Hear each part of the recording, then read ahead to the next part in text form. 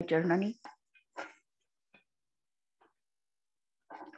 S सुरासुर मनुसिंध वंदिदम घोदघायिकं ममलं प्रणमामि वर्धमानं तीर्थं धम्मस्य कत्तारं से पुण्यतीर्थयरे ससौवसिद्धे विशुद्ध सद्भावे समनेय नानदंसन चरित तव विरियायारे ते सव्वे समगं पत्तेगमेव पत्तेगं वन्दामि अवट्टन्ते अरहन्ते मानुषे खेत्ते किच्चारहन्ताणं सिद्धाणं तहणं गणहराणं अज्जावयवगाणं साहूनं चेदि सव्वेसिं तेसिं विशुद्धदंसन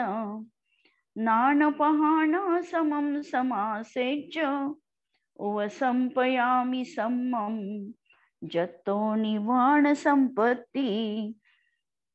स्वाध्याय कक्ष संपेपर्यंत आपणा सर्वांना चतुर्विध आहाराचा त्याग असणार आहे। अंतिम शासननायक 1008 भगवान महावीर स्वामी की जय। द्वादशांग श्रुत देवी की जय। प्रवचन सार ग्रंथ आपण बघतो आहे आणि मोहाच्या त्रिविध भूमिका कशा असतात याच्याविषयी 84व्या गाथेमध्ये आपण माहिती बघितली। मोह दर्शन मोहनीय आणि चारित्र मोहनीय अशा दोन विभागात विभक्त आहे। आणि दर्शन मोहनीयाचं रूप म्हणजे ममत्व भाव आणि चारित्र मोहनीयाचं रूप म्हणजे राग आणि द्वेष। चारित्र मोहनीय द्विविध रूपात आमच्या समोर प्रस्तुत होतो आणि दर्शन मोह या शब्दाने आपण दर्शन मोह मिथ्यात्व भाव हा अर्थ बघितला। आणि जेव्हा मिथ्यात्व भाव आहे त्यावेळेला जीवाजवळ क्षयोपक्षमिक अज्ञान पण असणार आहे। म्हणजे मिथ्या दर्शनासोबत असणारं अज्ञान पण आहे आणि अज्ञानामुळे तो चुकीचं वस्तुतत्वाला ग्रहण करतो। 3 प्रकारचा विपर्यास जीवनामध्ये तो पाळतो। एक म्हणजे कारण विपर्यास, जसं ज्याचं योग्य कारण आहे तसं तो जाणत नाही, दुसऱ्याच कोणत्या तरी कारणाला तो मानतो आणि त्यालाच जबाबदार धरतो। जसं उदाहरण सांगते, आमच्या नेहमीचं व्यवहारातलं उदाहरण आपण बघू। आम्हाला जीवनामध्ये अनेक वेळेला राग येतो आणि या रागाचं खरं कारण काय याचा जर प्रामाणिकपणे आम्ही अंतरंगात शोध घेण्याचा प्रयत्न केला तर आम्हाला हे दिसतं की रागासाठी दुसरी व्यक्ती कारणीभूत नाही। बऱ्याचदा आपण म्हणतो की इनी माझ्या विरुद्ध काहीतरी बोलली, मला काहीतरी अपशब्द इनी वापरले आणि म्हणून मला राग आला। हे तर बाह्य कारण आहे। परंतु जेव्हा अंतरंगामध्ये आम्ही विचार करतो की खरंच त्या व्यक्तीने असे अपशब्द वापरले म्हणून मला राग आला का, याचं कारण तसं वास्तविकतः नाही। वास्तविकतः राग येण्याचं अंतरंग निमित्त कारण असणार आहे आमच्याच क्रोध कषायाचा उदय। हे अंतरंग निमित्त कारण आणि त्याला बाह्य निमित्त कारण पडलं आहे ती व्यक्ती। पण बाह्य निमित्त कारण कधीही कार्याचं नियामक असत नाही। बाह्य कारण असताना त्या अनुषंगाने क्रिया घडेलच अशा प्रकारची निश्चिती तिथे नसते।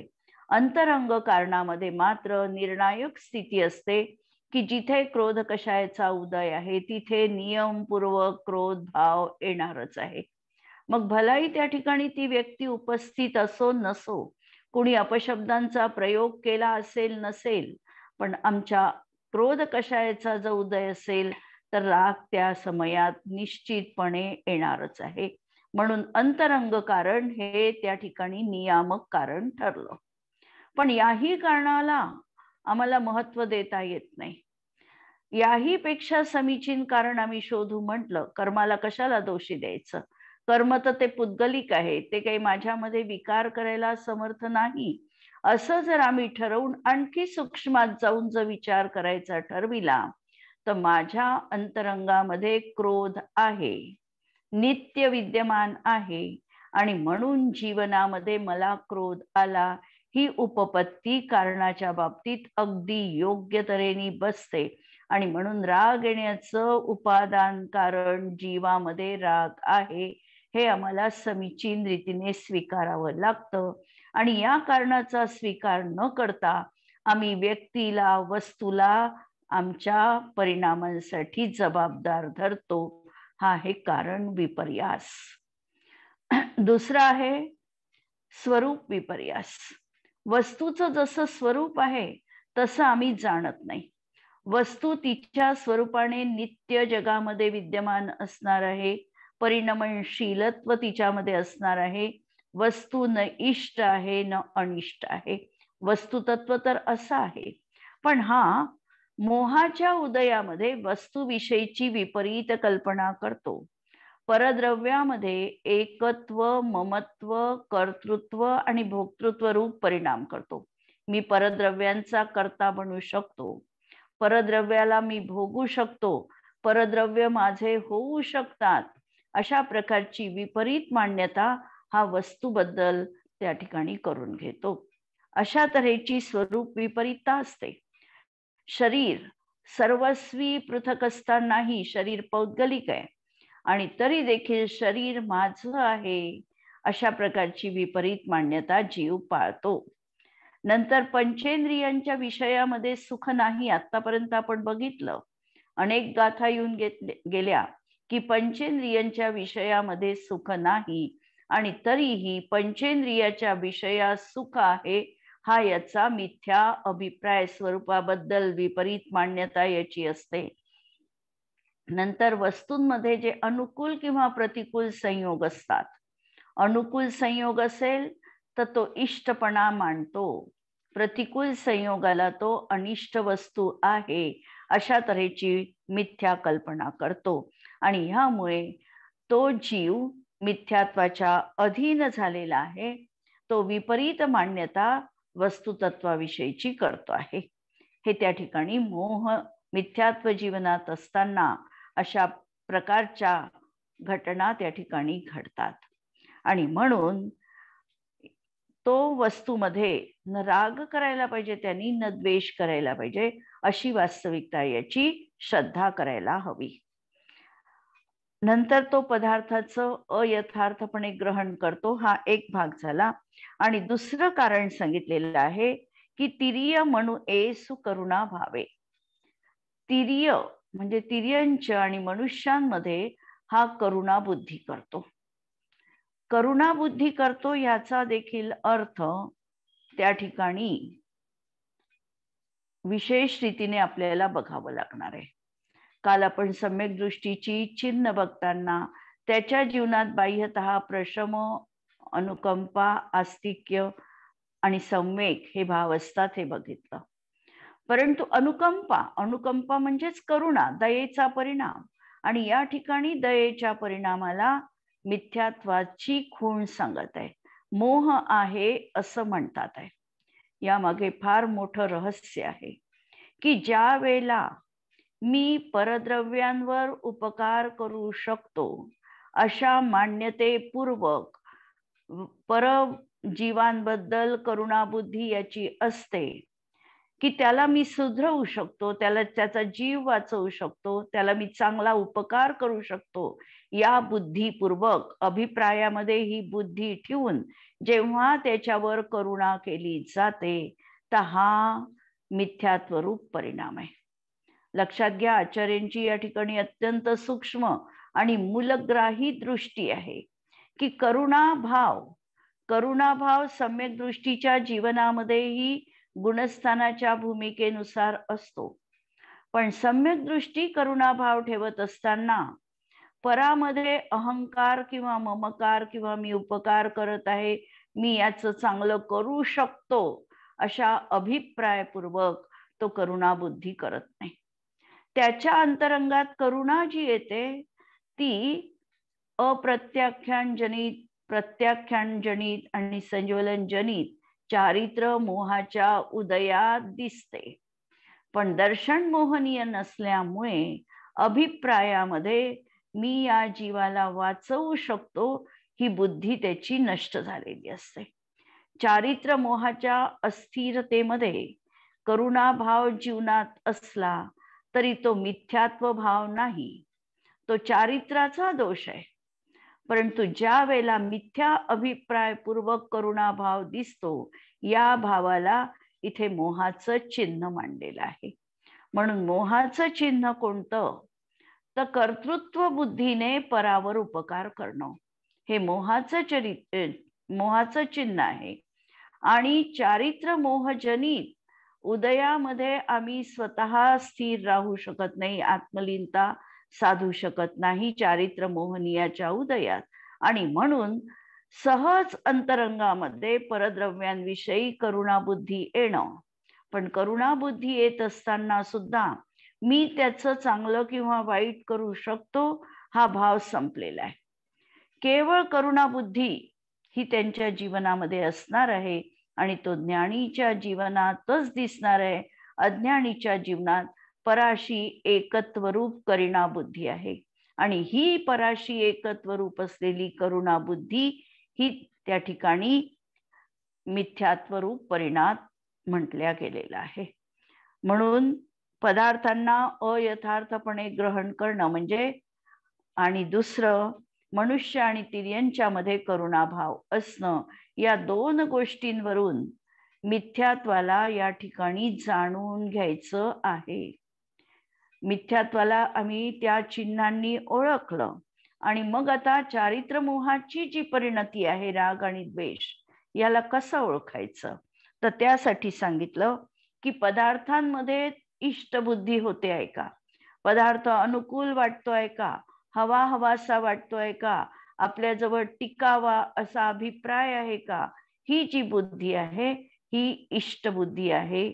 आणि पदार्थ प्रतिकूल असेल, नकोसा वाटत असेल, तो सुटला पाहिजे, याचा विरह झाला पाहिजे, हा भाव जर जीवनात असेल तर हा द्वेष भाव आहे.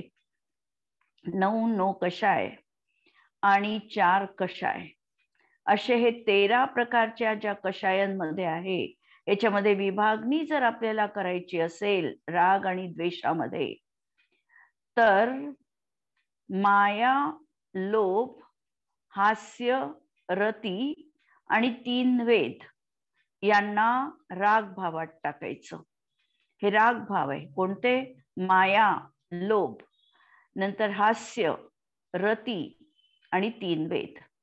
आणि जर अरती भावामध्ये ही विभागणी करायची असेल तर क्रोध, मान, भय, जुगुप्सा आणि अरती, शोक हे आपल्याला द्वेष भावामध्ये टाकावे लागतील.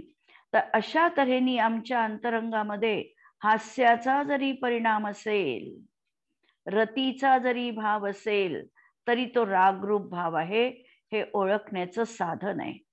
एखाद्या विषयी जर आम्ही शोक करत असू, शोक परिणाम ज्या वेळेला झाला, हा देखील द्वेषाचा परिणाम आहे. जिगुप्सा, घृणा होत असेल, आम्हाला वस्तूला बघितल्यानंतर घृणा उत्पन्न होते आहे, तर तो देखील द्वेष परिणाम आहे.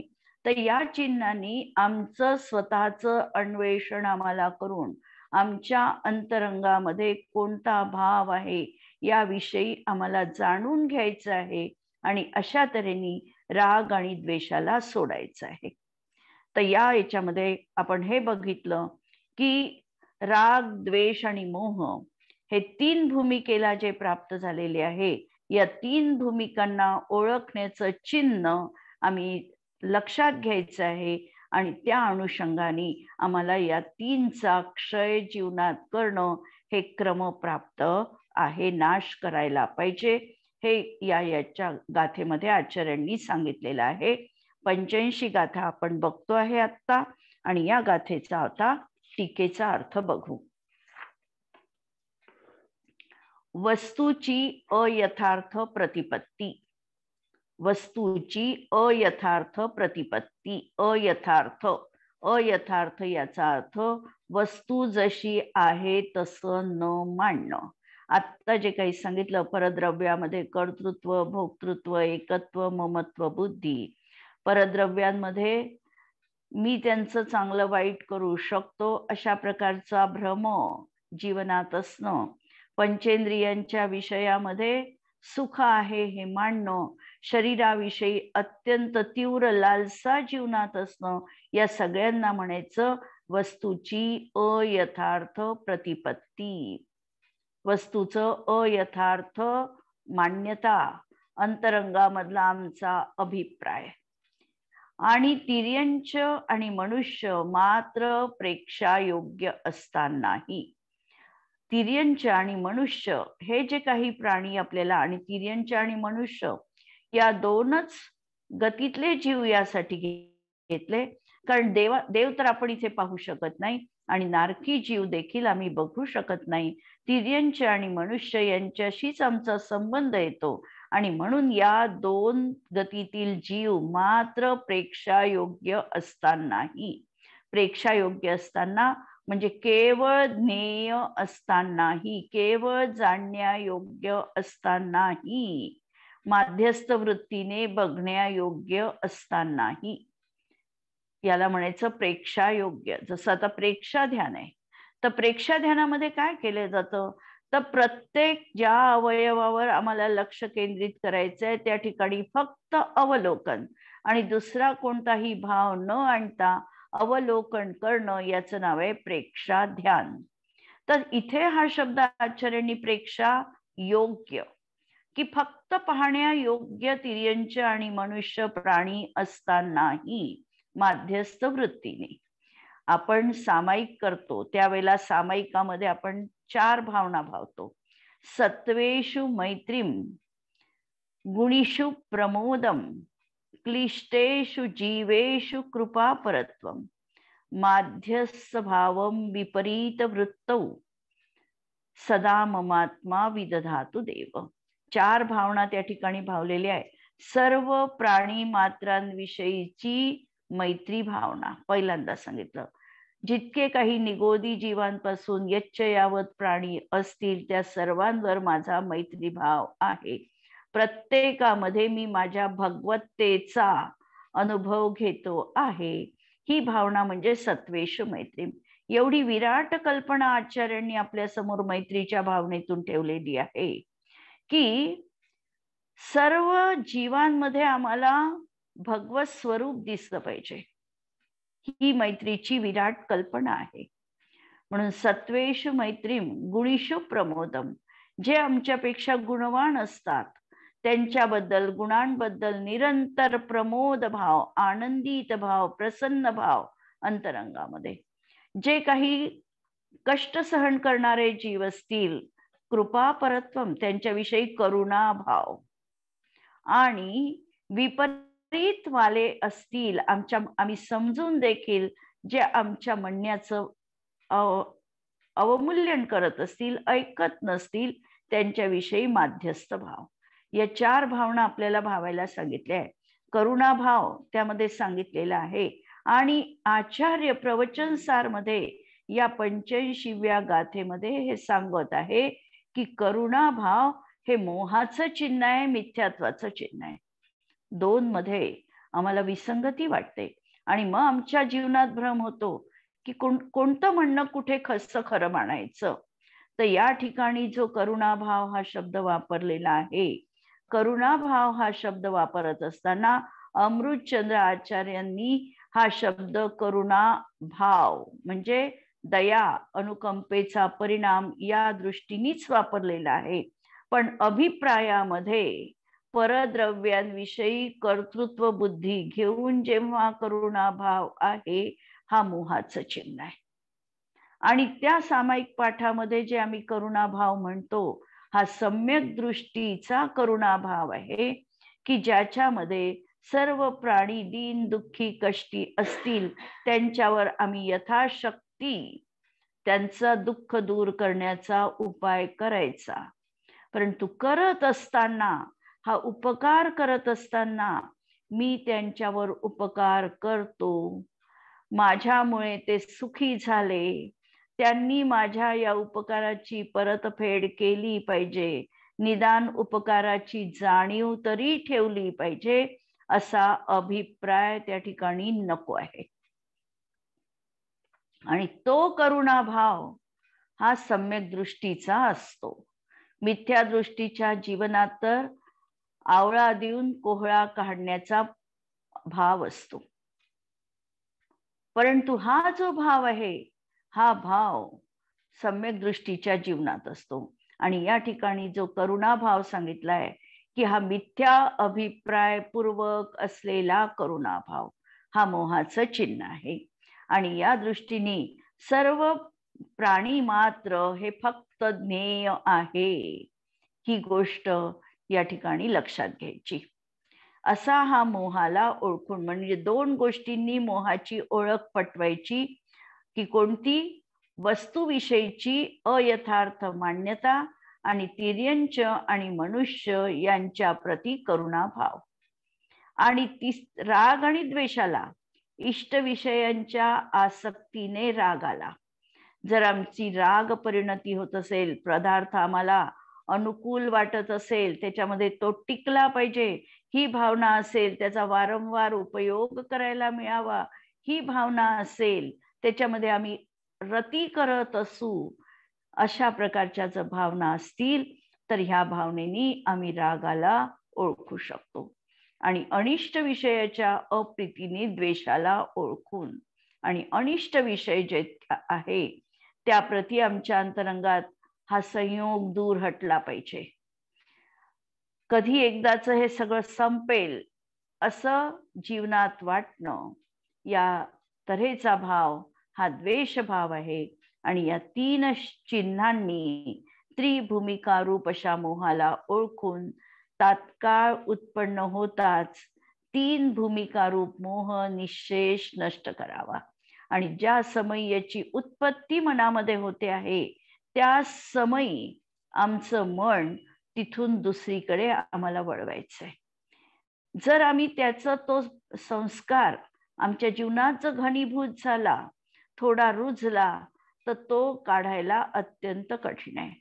म्हणून ज्या समयात उत्पन्न होतो त्या समयामध्ये हा दूर करण्याचा आम्ही प्रयत्न केला पाहिजे. पहा, जयसेन आचार्यांनी या करुणाभाव शब्दाला दोन तऱ्हेनी उपपत्ती त्यांची ठेवली. जयसेन आचार्यांच्या कथनाचं वैशिष्ट्य हे आहे की त्यांनी सगळं विश्लेषण हे नयाचा आधार घेऊन केलेलं आहे.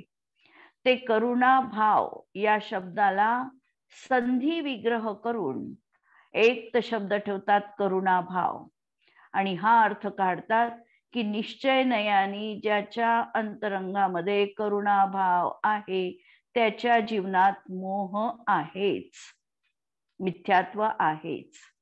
आणि दुसरा अर्थ त्यांनी करुणा अधिक अभाव असा ठेवला. करुणा अभाव याचाच अर्थ अदयारूप परिणाम, क्रूरतारूप परिणाम. आणि व्यवहार नयानी ते असं म्हणतात की ज्याच्या जीवनात करुणेचा अभाव आहे, म्हणजेच अदयारूप परिणाम आहे, तो देखील असा मिथ्यात्व भावच आहे. दोन्ही तऱ्हेने त्यांनी अर्थ लावला, पण दुसरा अर्थ व्यवहार नयानी लावलेला आहे. आणि व्यवहार नयानी जो मिथ्या दृष्टी असतो, मिथ्या दृष्टीच्या जीवनामध्ये अशा तऱ्हेने दयेचा परिणाम, अदयारूप परिणाम दिसतो, आणि तो नियमपूर्वक मिथ्यात्वाचं द्योतक आहे.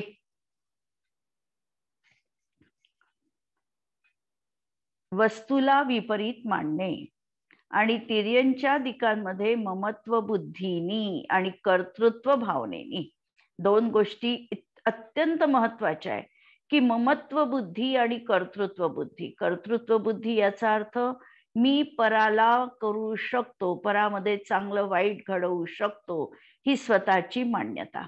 ही मान्यता मिथ्यात्वाचं पोषण करणारी मान्यता आहे. आणि म्हणून तिर्यंच किंवा मनुष्यादिकांमध्ये ममत्व बुद्धीनी किंवा कर्तृत्व बुद्धीनी दया असणे हे मोहाचं चिन्ह आहे. इष्ट विषयाची प्रीती हे रागाचं चिन्ह आहे, आणि अनिष्ट विषयाची अप्रीती हे द्वेषाचं चिन्ह आहे. या तीन चिन्हांनी मोहाला ओळखून मोहाचा ताबडतोब जीवनामध्ये नाश करायला हवा.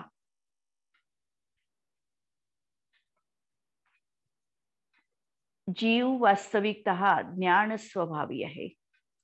विभावाचं उपादान कारण, लक्षात घ्या शब्द विभाव, विभावाचं उपादान कारण जीव असला तरीही तो जीवाचा स्वभाव नाही. विभाव तर जीवामध्येच उत्पन्न होणार आहे. राग, द्वेष, मोह याचं उपादान कारण कोण? तर याचं उपादान कारण तर जीवच असणार आहे. हा जीवातच उत्पन्न होणार आहे आणि तरी देखील तो जीवाचा स्वभाव नाही. निमित्त हे पृथक सत्ता रूप आहे. 3 गोष्टी आपण बघितल्या. जीव ज्ञान स्वभावी आहे, विभावांचं उपादान कारण जीव आहे आणि निमित्त हे पृथक सत्ताभूत वस्तू आहे. असं न मानता निमित्ताला सर्वस्वी जबाबदार मानणं, विभावाला श्रद्धेमध्ये उपादेय मानणं आणि ज्ञानाचं अचिंत्य सामर्थ्य न ओळखणं हाच वास्तविकतः जीवनात मिथ्यात्व भाव आहे. 3 गोष्टी सांगितल्या आणि 3 गोष्टीच्या विरुद्ध की जीव ज्ञान स्वभावी आहे, पण ज्ञानाचं अचिंत्य सामर्थ्य हा जीव ओळखत नाही. विभावाचं उपादान कारण जीव आहे, परंतु विभावाला हा श्रद्धेमध्ये उपादेय मानतो. हे आहे विभाव आणि तरीही याला उपादेय मानतो. आणि निमित्त तर पृथक सत्तारूप वस्तू आहे, तरी निमित्तामध्ये सर्वस्वी कार्यासाठी तो जबाबदार मानतो. आणि या सगळ्या जीवाच्या विपरीत मान्यता असणार आहे.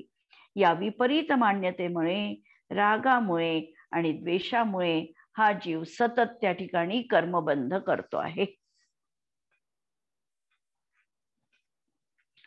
सारांश बघायचा असेल तर, ज्या मोहाला आपल्याला सोडायचं आहे त्याची ओळख पहिल्यांदा आपण करून घेतली पाहिजे. त्याचा परिचय आपल्याला झाला पाहिजे. पहिलं, पदार्थांना अन्यथा रूप जाणणं हा मोह आहे. आणि तिर्यंच आणि मनुष्यांमध्ये तन्मयतापूर्वक, इथे जो सांगितला अभिप्रायामध्ये, तर तन्मयतापूर्वक करुणाभाव असणं हे 2 मोहाचे चिन्ह आहे. इष्ट पदार्थात राग करणं आणि अनिष्ट पदार्थात द्वेष करणं ही चारित्र्य मोहनीयाची चिन्ह आहे. या सगळ्यांना ओळखून त्यांचा क्षय करणं. मोह म्हणजे मिथ्यात्व आणि ही श्रद्धा गुणाची विपरीत परिणती आहे. राग द्वेष ही चारित्र्य गुणाची विभाव दशा आहे. अनुकंपा किंवा करुणा हे सम्यक दृष्टीचे देखील लक्षण आहे, पण ज्ञानी आणि अज्ञानीची करुणा बाह्यतः समान वाटली तरी दोहोंच्या अभिप्रायामध्ये फरक असतो. ज्ञानीची करुणा मिथ्या मान्यता रूप असत नाही. आणि वृंदावन कवी यावर म्हणतात, अजथार्थ रूप पदार्थ को गहिके निहचे सरधा करीवो. अयथार्थ पदार्थांना पाहून तशीच तो निश्चयाने त्याच्यावर श्रद्धा करतो. पशु मानव में ममता करिके अपने मन में करुणा धरियो. पुनि भोग विषय महा इष्ट अनिष्ट विभाव प्रसंगी न को भरिवो. यह लक्षण मोह को जानी भले मिल्यो जोग है इने हरिवो.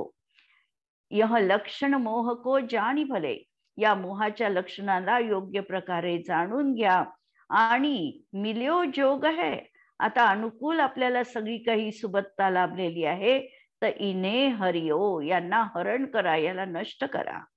3 चिन्ह यह मोह के सुगुरुदयी दरसाय वृंदावन अबचू किमत जडते इने खपाय. स्वतःलाच त्यांनी आत्मसंबोधन केलेलं आहे. जसं दौलतरामजी दौल समज सुन चेत सयाने म्हणतात, त्याप्रमाणे वृंदावन कवी देखील म्हणतात की वृंदावन अबचू किमती, आता तू चूक करू नको, मती जडते इने खपाय, तू सगळ्यांना याला पूर्णतः मुळापासून उपडून काढून टाक. आणि प्रयोग याचा जीवनात करायचा असेल तर राग द्वेष मोहाला त्यांच्या चिन्हावरून ओळखून स्व आत्मतत्वात दृष्टी केंद्रित करण्याचा पुरुषार्थ करणे.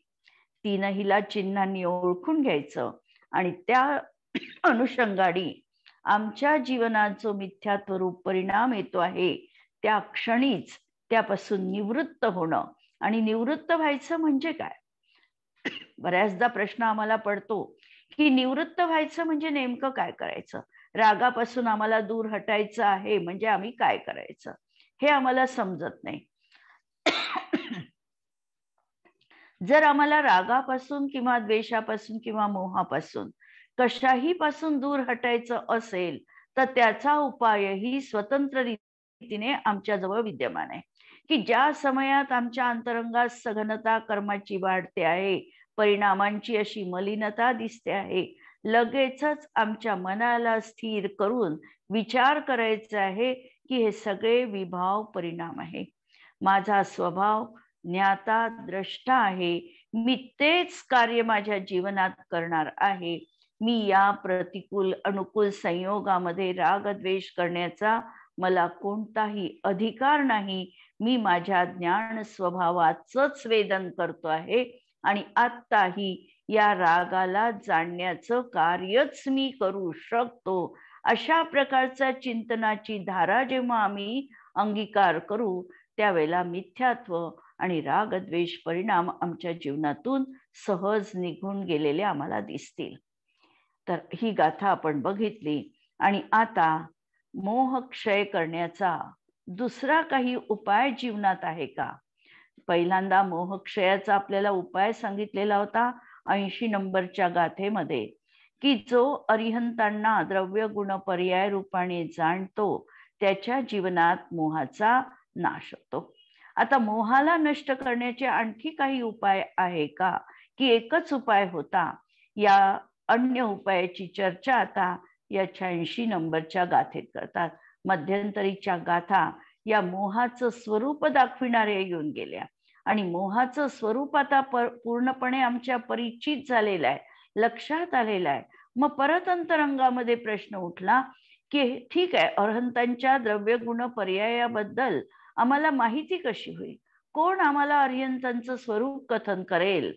तर हे स्वरूप कसं समजेल यासाठी ही 86वी गाथा सांगितली की जर तुला अरिहंतांचं स्वरूप जाणून घ्यायचं असेल, द्रव्य गुण पर्याय रूपाने त्यांचा विचार करायचा असेल तर तुला काय करावं लागेल? तर तुला शास्त्राभ्यास करावा लागेल, आगम पाहावं लागेल. तीर्थंकरांची दिव्य ध्वनी ती आमच्यापर्यंत कशी काय आलेली आहे आणि त्याला व्यवस्थित रीतीने आम्हाला समजून घ्यावं लागेल. म्हणजे निरंतर अभीक्ष्ण ज्ञानोपयोगामध्ये स्वाध्यायामध्ये आम्ही दक्ष चित्त असू तर सहज जीवनात आम्हाला अरहंतांचं स्वरूप ज्ञात होणार आहे.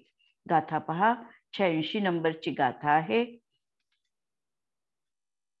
जिन सत्थादो अठ्ठे पच्छक्कादिहिं बुज्झदो नियमा खीयदि मोहो वचयो तम्हा सत्थं समधिदौवम्. जिन सत्तादो अठ्ठे पच्छक्कादिहिं बुज्झदो नियमा खीयदि मोहो वचयो तम्हा सत्थं समधिदौवम्. जिन सत्तादो, सत्तादो याचा अर्थ शास्त्रांमध्ये, जिन शास्त्रांवरून अठ्ठे पदार्थांचा पच्छक्खादी बुज्झदो प्रत्यक्षादी प्रमाणाच्या माध्यमातून, प्रत्यक्ष आहे, परोक्ष प्रमाण आहे, अनुमान आहे, आगम आहे, या सगळ्यांच्या माध्यमातून बुज्झदो म्हणजे जाणणाऱ्याच्या नियमा मोहोवचयो खियदी नियमपूर्वक मोहाचा उपचय, मोहनीय कर्माचा भार, मोहनीय कर्माचा ढीग, मोहनीय कर्माचा समूह हा खियदी क्षयाला प्राप्त होतो. आणि तम्हा सत्थम समधिदौवम आणि म्हणून सत्थम म्हणजे शास्त्राचं, समधिदव्वम समीचीन रीतीने अध्ययन करावं. अभीक्ष्ण ज्ञानोपयोग ही 16 कारणामधली एक भावना त्या ठिकाणी सांगितलेली आहे. आणि अभीक्ष्ण ज्ञानोपयोग म्हणजे काय? क्रिया कोणतीही आम्ही जीवनामध्ये करत असू, क्रिया करत असताना आमच्या एक मनाची परिणती सतत शास्त्राभ्यास, गाथांचं स्मरण अशा तऱ्हेने सातत्याने तिकडेच आमचा उपयोग केंद्रित असला पाहिजे. आणि स्वाध्याय याचा अर्थ किंवा शास्त्र अध्ययन याचा अर्थ म्हणजे केवळ शब्द वाचणं नाही. शब्द तर आम्ही अनंत वेळा वाचले असू, पण या शब्दांमधून जो आत्मा आचार्यांना दाखवायचा आहे, जे वस्तुतत्वाचं दिग्दर्शन आचार्यांना करायचं आहे, शब्दाच्या माध्यमातून तिथपर्यंत आम्हाला पोचता आलं पाहिजे. शब्द तर प्रतिनिधी स्वरूप आहे. या प्रतिनिधींच्या माध्यमातून आम्हाला प्रत्यक्षामध्ये ती वस्तू दृग्गोचर व्हायला पाहिजे, तिची प्रतीती व्हायला पाहिजे. अशा तऱ्हेने शास्त्राचं अध्ययन करायचंय. शब्द आम्ही वाचले, शब्दा कंठस्थही झाले, समयसार आम्हाला कंठस्थ आहे, प्रवचनसार आम्हाला पूर्ण ज्ञात आहे, त्यांनी काम भागणार नाही. हे शब्द आम्हाला बाह्यतः द्रव्य श्रुत म्हणून जरी उपयोगी असले, त्याची आम्ही पूजा अर्चना हृदयस्थ करत असलो तरी देखील आमच्या अंतरंगामध्ये या शब्दांप्रती भावभासना होऊन आमचं त्या ठिकाणी त्याच्या माध्यमातून दाखविलेली विषय वस्तू आम्हाला ज्ञात झाली तर खऱ्या अर्थाने आमचं ते शास्त्र अध्ययन असणार आहे. म्हणून ज्ञानतत्व प्रज्ञापन अधिकार सुरू आहे. या शब्दांच्या माध्यमातून किंवा ग्रंथांच्या माध्यमातून आम्हाला ग्रंथांमधून दाखविलेलं आत्मतत्व आमचं आराध्य जीवनामध्ये लक्षात घ्यायचं आहे. आणि अशा तऱ्हेने ही गाथा आपल्याला या ठिकाणी बघायची आहे. टीका आपण उद्यालाच वाचूया. आज इथेच थांबू. जिनवाणी के ज्ञान से सूझे लोकालोक, सो जिनवाणी मस्तक नमो सदा देत हूँ घोक. नमो अरिहंताणम, नमो सिद्धाणम, नमो आयर्याणम, नमो वज्र